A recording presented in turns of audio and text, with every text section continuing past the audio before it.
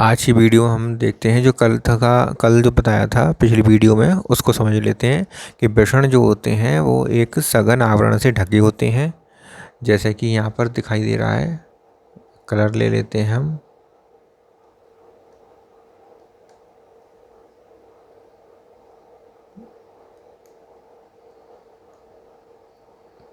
पीला ले लेते हैं कलर। देखिए एक सघन आवरण से ये ढका होता है, ठीक है।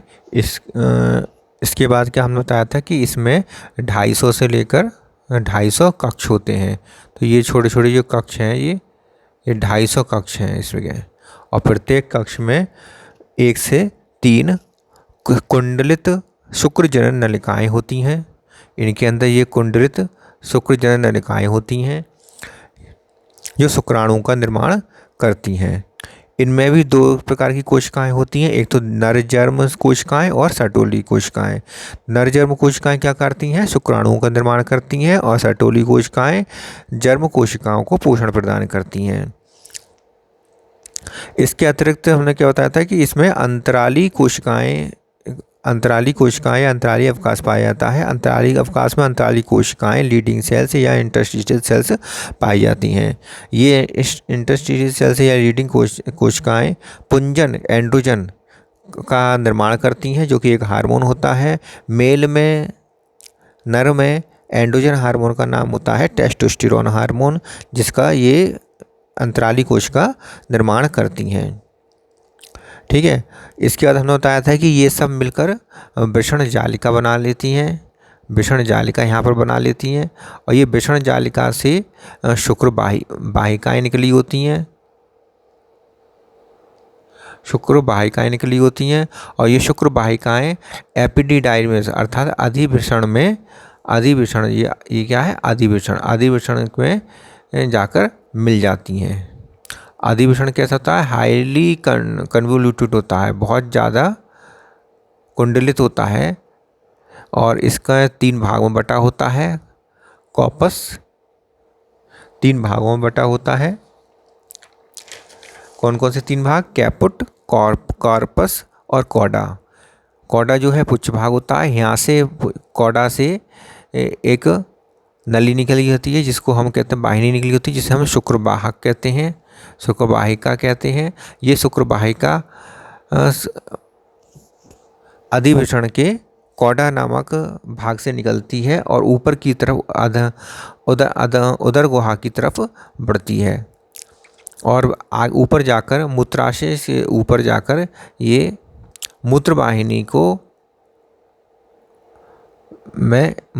को कवर करती हुई आती है, ठीक है। तो यहाँ तक हमने बताया था कि अधिवृषण के कार्य क्या होते हैं: शुक्राणुओं का संग्रह करना, परिपक्वन करना, शुक्राणुओं को 1 माह तक संचित रखना, और स्खलन ना होने की स्थिति में शुक्राणुओं का विघटन करके उनको अवशोषित कर लेना, उनको अपने तरल में अवशोषित कर लेना, ये काम थे। अब हम ध्यान करेंगे, आगे की बात करेंगे कि इसमें मूत्र मार्ग क्या होता है। तो मूत्राशय से मूत्रवाहिनी निकलती है।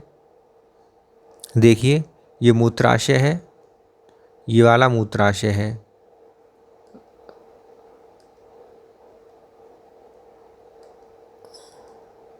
ये क्या है? ये मूत्राशय है। ये सारा ये मूत्राशय है। तो ये मूत्राशय है। इस मूत्राशय से क्या निकलती है? इस मूत्राशय से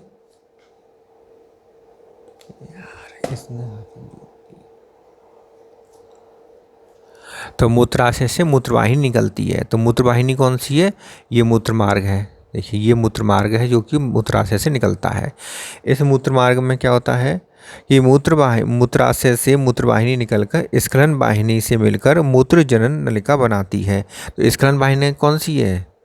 स्खलन वाहिनी कौन बनाती है? देखिए ये शुक्रवाहक है। शुक्रवाहक कहाँ जाके खुल रही है? शुक्राशय के पास, शुक्राशय की नली से। ये शुक्राशय है। ये येलो रंग का जो दिखाया जा रहा है ये शुक्राशय है। तो इस शुक्राशय से की जो नली है, इस शुक्राशय की नली, मान लीजिए कि ये शुक्राशय है, और ये शुक्राशय की एक जो नली निकली, शुक्राशय की नली है, वाहिनी है, और ऊपर से आ रही है शुक्रवाहक नलिका। ऊपर से क्या आ रही है? शुक्रवाहक नलिका। तो ये शुक्रवाहक नलिका है। तो ये दोनों मिलकर आगे क्या बनाएंगी? स्खलन नलिका बनाएंगी। तो ये स्खलन नलिका बनाती हैं और मूत्र जनन नलिका बनाती हैं, या मूत्र मार्ग में खुल जाती हैं। स्खलन नलिका बनाती हैं, और स्खलन नलिका जो है वो स्खलन नलिका जो है वो कहाँ चली जाती है? ये मूत्र मार्ग में खुल जाती है। स्खलन नलिका मूत्र मार्ग में चली जाती है, खुल जाती है। ठीक है, ये है मूत्र मार्ग, ये मूत्र मार्ग है, मूत्र मार्ग में या खुल जाएगी।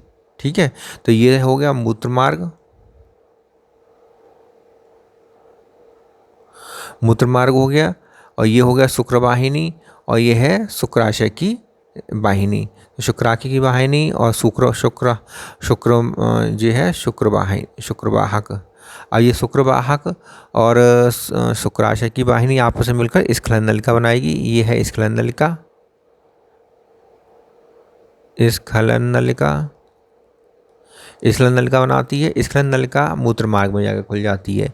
ठीक है, तो इस प्रकार ये मूत्र मार्ग में जाकर खुलती है। और मूत्र मार्ग कितना होता है? 20 सेंटीमीटर लंबा होता है। श्वसन के शिखर पर भाग पर मूत्र जनन छिद्र द्वारा खुलता है। ये मूत्र जनन छिद्र है, नीचे की तरफ देखिए।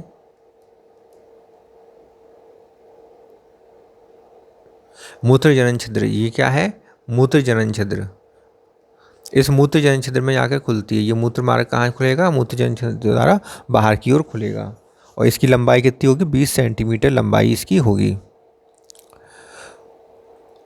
अब इस छिद्र के द्वारा क्या होता है कि मूत्र भी निकलता है और वीर्य भी निकलता है, इसलिए इसको हम क्या कहते हैं? उभयनिष्ठ मार्ग कहलाता है, मूत्र जनन छिद्र। मतलब मूत्र भी निकलेगा और जनन करने के लिए स्पर्म भी यहीं से निकलेंगे। ठीक है, तो मूत्र मार्ग 3 भागों में बटा होता है। प्रोस्टेट मूत्र मार्ग। प्रोस्टेट मूत्र मार्ग कौन सा कहलाएगा? जो प्रोस्टेट ग्रंथि है, ये वाली जो प्रोस्टेट ग्रंथि है, ये वाली जो प्रोस्टेट ग्रंथि है, इस प्रोस्टेट ग्रंथि कितनी होती है? 2 होती हैं। प्रोस्टेट ग्रंथि कितनी होती है? एक ही होती है, ये घूमी हुई होती है। ठीक है, तो प्रोस्टेट ग्रंथि के तरफ पास जो मूत्र मार्ग जा रहा है, इसको हम कहेंगे प्रोस्टेट मूत्र मार्ग। झिल्ली में है मूत्र मार्ग। अब यहाँ पर देखिए, ये वाला जो भाग है ये कहलाएगा झिल्ली में है मूत्र मार्ग, क्योंकि यहाँ पर कोई कंदमूल मतलब कोई पेनिस का या पेनिस का कोई मांसपेशियाँ नहीं है। और जब ये आगे की ओर बढ़ेगा और पेनिस के साथ साथ आगे की ओर बढ़ेगा, तब इसे हम कहेंगे शिशनीय मूत्र मार्ग। तो शिशन में जो मूत्र मार्ग पाया जा रहा है उसको तो हम कहेंगे वाले मार्ग को कहेंगे शिशनीय मूत्र मार्ग। तो ये यहाँ से लेकर यहाँ तक का आगे का तक का सारा शिशनीय मूत्र मार्ग है। और शिशनीय मूत्र मार्ग से और ये बीच का भाग जो झिल्लीय मूत्र मार्ग है, और झिल्लीय मूत्र मार्ग से ऊपर का जो प्रोस्टेट ग्रंथि है, इस वाली जगह का भाग को क्या कहेंगे? प्रोस्टेट मूत्र मार्ग कहेंगे। ठीक है, तो मैं ब्लू रंग से कर देता हूँ इसे।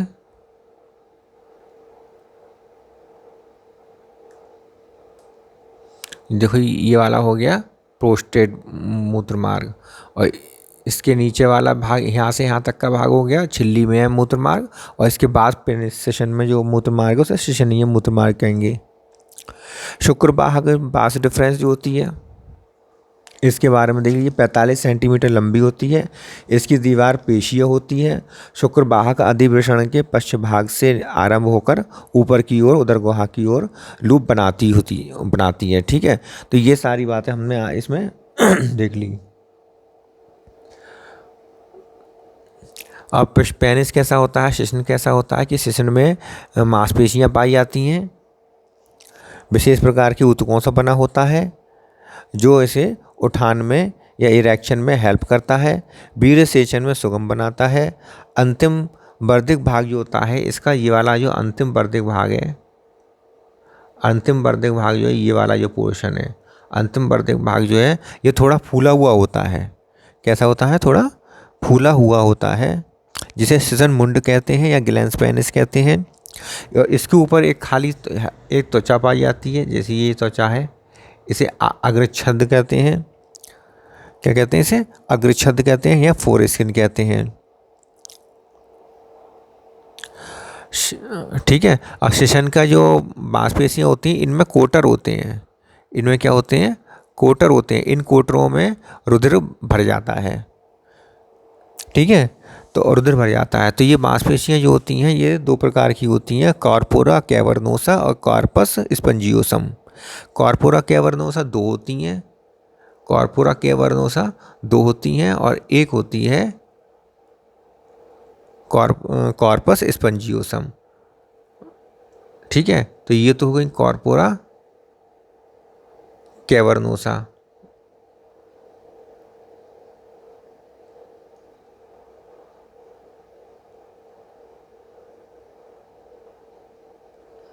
और ये हो गया कॉर्पस स्पंजियोसम।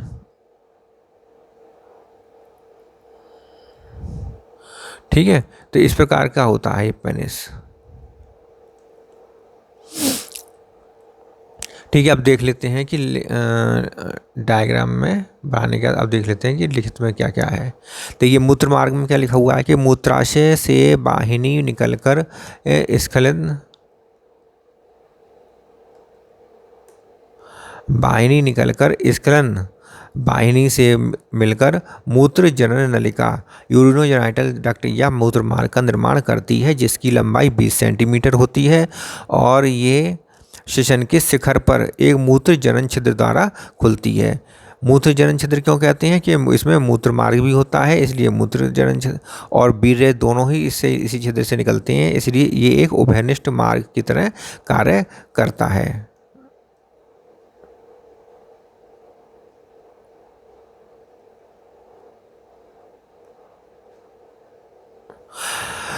मूत्र मार्ग 3 भागों में बटा होता है, प्रोस्टेट मूत्र मार्ग, झिल्ली में मूत्र मार्ग और शिशनीय मूत्र मार्ग। जैसे कि हमने इसमें दिखाया था कि प्रोस्टेट वाली ग्रंथि के से लगा हुआ जो है वो प्रोस्टेट मूत्र मार्ग है, उसके बाद नीचे वाला झिल्ली में मूत्र मार्ग है और शिशन में जो शिशन वाले पोर्शन में जो मूत्र मार्ग है वो शिशनीय मूत्र मार्ग है। ठीक है, शुक्रवाहक, शुक्रवाहक में देख लीजिए, शुक्रवाहक में क्या लिखा हुआ है, ये शुक्रवाहक बास डिफरेंस इसे कहते हैं, 45 सेंटीमीटर लंबा होता है। कितना लंबा होता है, 45 सेंटीमीटर लंबा होता है। दीवार इनकी पेशियाँ होती है, पेशियों तक की बनी होती है और ये अधिवेशन के पश्चिम भाग से मतलब कॉडा से, कॉडा जो एपिडाइडिमिस है, कॉडा एपिडिडाइमिस से या पश्चिम भाग से आरंभ होकर ऊपर की तरफ उदर गुहा में लूप बनाती है। लूप कहाँ बनाती है, ये मूत्राशय से ऊपर मूत्र नली से के साथ लूप बनाती है। स्खलन वाहिनी क्या है कि शुक्रवाहक से यहाँ शुक्राशय की छोटी वाहिनी निकलती है, आकर खुलती है। तो शुक्राशय की वाहिनी, ये मान ली कि ये शुक्राशय है, ये शुक्राशय है और शुक्राशय की छोटी वाहिनी जो है वो कहाँ खुल रही है, शुक्रवाहक में, ये शुक्रवाहक में आकर खुलती है और दोनों मिलकर एक स्खलनीय वाहिनी बनाते हैं। तो ये नीचे की जो तरफ बनेगी ये स्खलन वाहिनी बनेगी, स्खलन वाहिनी का निर्माण करते हैं। अब शिशन के बारे में देख लीजिए। पुरुष का बाह्य जननेंद्रिय होता है, विशेष प्रकार के ऊतकों का बना होता है। शिशन के उठान उदर्शन रिएक्शन में सहायता करता है, वीर्य सेचन को सुगम बनाता है और शिशन का अंतिम वर्धीय भाग जो होता है वो शिशन मुंड कहलाता है, ग्लैंस पेनिस कहलाता है, जो कि एक ढीली त्वचा से ढका रहता है, जिसे अग्रछद या फोर स्किन कहते हैं। तो ठीक है, तो यही हमने डायग्राम में देखा था।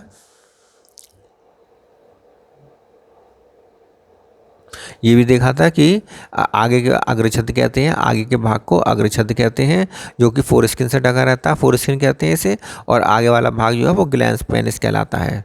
क्या कहलाएगा, ग्लैंस पेनिस, शिशन मुंड या ग्लैंस पेनिस कहलाता है।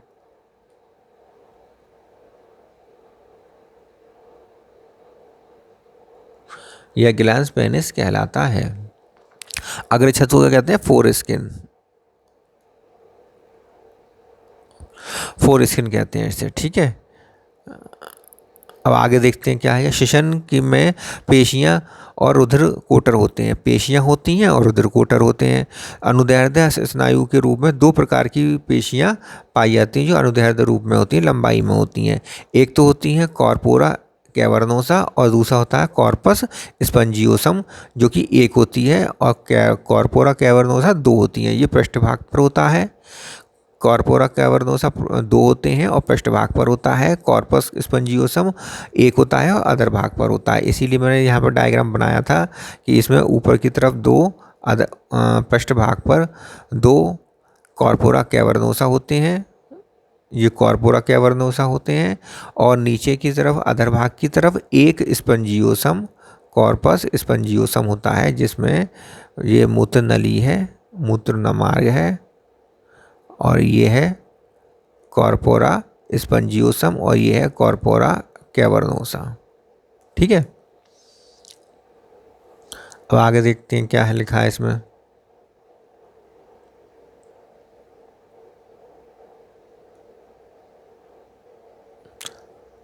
उत्तेजना के समय रुधिर कोटरों में भर जाता है। जब उत्तेजना होती है उस समय ये रुधिर कोटरों में भर जाता है और लंबा और मोटा हो जाता है। शिश्न कैसा हो जाएगा? लंबा और मोटा हो जाएगा। अब सहायक ग्रंथियां देखिए, ये सहायक ग्रंथियां कौन कौन सी हैं। पहली सहायक ग्रंथि है शुक्राशय। पहली सहायक ग्रंथि कौन सी है? शुक्राशय।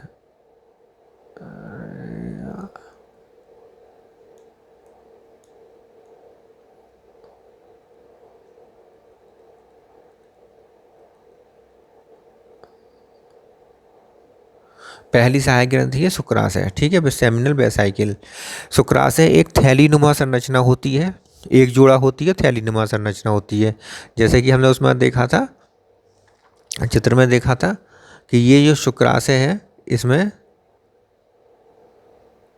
शुक्राशय जो है ये एक जोड़ी होती है। तो एक ये रही, ठीक है, एक तो ये रही और दूसरी ये रही, तो ये दो होती हैं।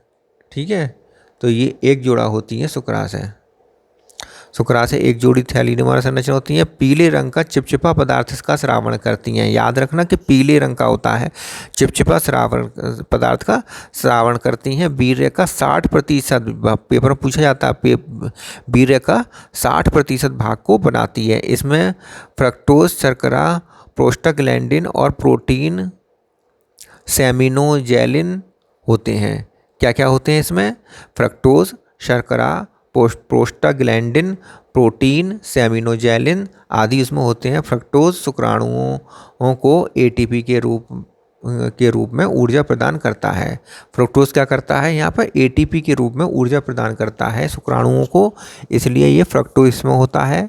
सेमिनोजेलिन होता है इसमें। प्रोस्टाग्लैंडिन पाया जाता है, शर्करा पाई जाती है, फ्रक्टोज पाया जाता है, प्रोटीन पाई जाती है। प्रोटीन का नाम है सेमिनोजेलिन। सही है, ये सब चीज़ इसके अंदर वीर्य के अंदर पाया जाता है।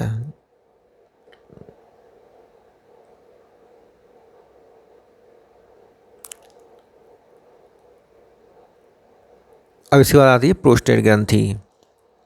प्रोस्टेट ग्रंथि का डायग्राम फिर से देख लीजिए, चित्र ये रही है प्रोस्टेट ग्रंथि। रेड रंग की जो ये बनी हुई है प्रोस्टेट ग्रंथि है, ये प्रोस्टेट ग्रंथि है। यहाँ पर ये प्रोस्टेट ग्रंथि है जो कि ये सिंगाड़े नुमा होती है, सिंगाड़े के आकार की होती है। कई पिंडकों में विभक्त रहती है। प्रत्येक पिंडक एक नलिका द्वार द्वारा मूत्र मार्ग में खुलता है। ठीक है, तो प्रत्येक पिंडक क्या है? नलिका द्वार द्वारा मूत्र मार्ग में खुलता है। और यह ग्रंथि मूत्रमार्ग के आधार पर स्थित रहती है। कहाँ रहती है? मूत्रमार्ग के आधार पर स्थित रहती है। यहाँ से गंधयुक्त सफ़ेद क्षारीय तरल बनता है जो कि वीर्य का 25 से 30% बनाता है। इसमें फास्फेट सिस्टेट पाया जाता है, लाइसोजाइम पाया जाता है, फाइब्रिनोजन पाया जाता है और स्पर्मिन हार्मोन पाया जाता है। ठीक है, तो ये सारी चीज़ें इसमें पाई जाती हैं। बूढ़े जो वृद्ध पुरुष होते हैं उनमें ये ग्रंथि बड़ी हो जाती है, जबकि जवानों में ये छोटी होती है। मूत्र मार्ग में अब रोध उत्पन्न करती है। जब बड़ी हो जाती है तो मूत्र मार्ग में अवरोध उत्पन्न करेगी, तब इसे शल्य चिकित्सा द्वारा इसे हटा दिया जाता है, निकाल दिया जाता है। काउपर ग्रंथि जो होती है एक आखिरी ग्रंथि है, 3 ग्रंथियाँ होती हैं, शुक्राशय, प्रोस्टेट और काउपर ग्रंथि। इसे बल्बो यूरेथ्रल ग्रंथि भी कहते हैं, कंदमूल ग्रंथि भी कहते हैं काउपर ग्रंथि को। और ये देखिए चित्र में कहाँ पर दिखाई दे रहा है, ये काउपर ग्रंथि प्रोस्टेट ग्रंथि के ठीक नीचे कंदमूल मूत्र पथ ग्रंथि, जिसे हम कहते हैं कंदमूल पथ ग्रंथि कहते हैं, ये होती है। ये छोटी छोटी ये 2 होती हैं, ठीक है। संख्या में कितनी होती हैं? 2 होती हैं।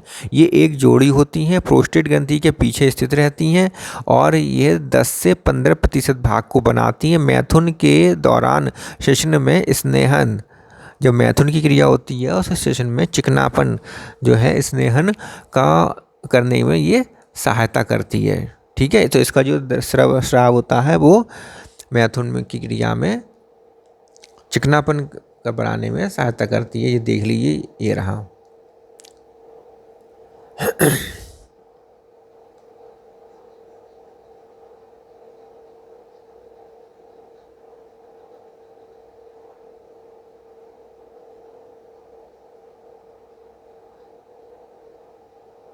ये देखिए,